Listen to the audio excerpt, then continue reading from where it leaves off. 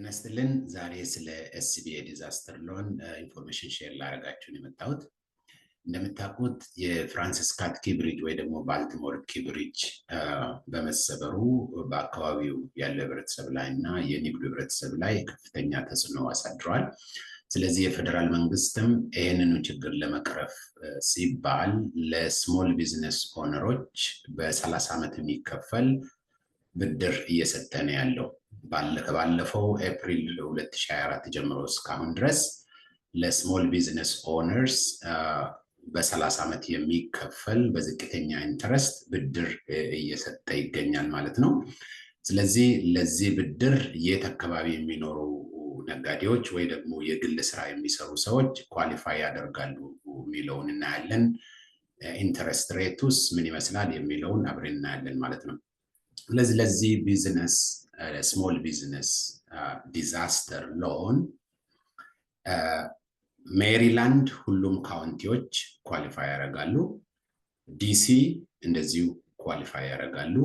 ቨርጂኒያ፣ ዴላዌር፣ ፔንሲልቬኒያ፣ ዌስት ቨርጂኒያ የተወሰኑት ካውንቲዎች ብቻ ናቸው ለዚህ ዲዛስተር ሎን ኳሊፋይ የሚያደርጉት ማለት ነው።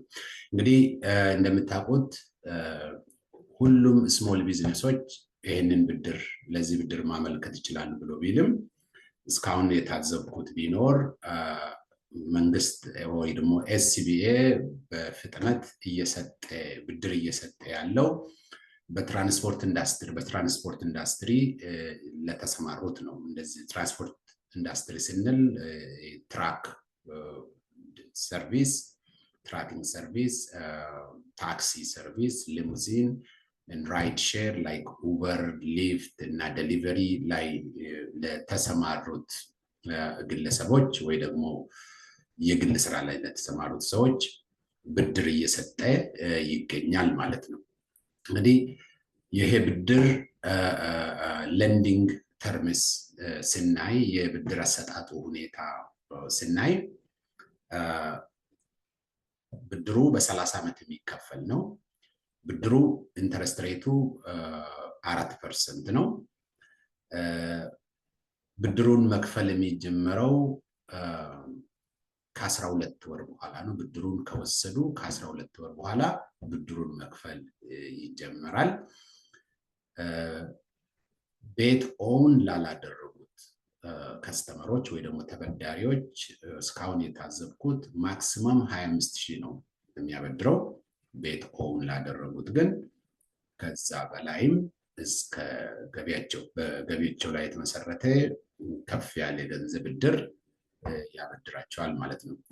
ለምሳሌ እንውሰድና 25,000 አፕሩቭ የተደረገ ሰው ወይ ደግሞ ብድር ያገኘ ሰው በወር ምን ያክል ይከፍላል? በ30 ዓመት ክፍያውን ብድሩን ከፍሎ ለመጨረስ ብለን ስናይ በወር 122 ብር ይከፍላሉ። ይህንን 122 ብር በወር መክፈል በ30 ዓመት ብድሩን ከፍሎ ማጠናቀቅ ይቻላል ማለት ነው። እንግዲህ እንዳልኳችሁ በጣም ፌቨራብል የሆነ ኢንተረስት ሬት ነው። ኤስቢኤ ኖርማሊ የሚሰጣቸው ብድሮች አሉ። ኢንተረስት ሬቱ ከ15 እስከ 16% ነው።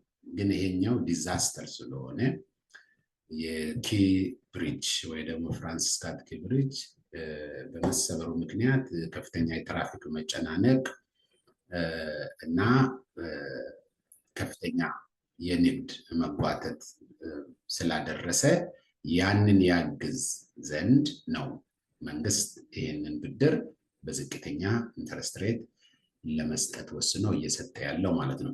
አብዛኞቻችሁ ታውቃላችሁ፣ አብዛኞቻችሁ ቤኔፊት እያደረጋችሁ ነው። ግን እስካሁን መረጃውን ያልሰሙ በኮሚኒቲያችን ውስጥ ስላሉ ያንን መረጃ ሼር ለማድረግ ብዬ ነው ወደዚህ የወጣሁት። እንግዲህ ይህንን መበደር ፍላጎት ያላችሁ ተጠቀሙበት። ደግሞ ድጋፍ ይህንን አፕሊኬሽን ለመሙላት ድጋፍ እንፈልጋለን ብላችሁ የምትሉት ካላችሁ ደግሞ ኮንታክት ልታደርጉ ትችላላችሁ። የኮንታክት ኢንፎርሜሽንን በባዮ ላይ ልታገኙ ትችላላችሁ። መልካም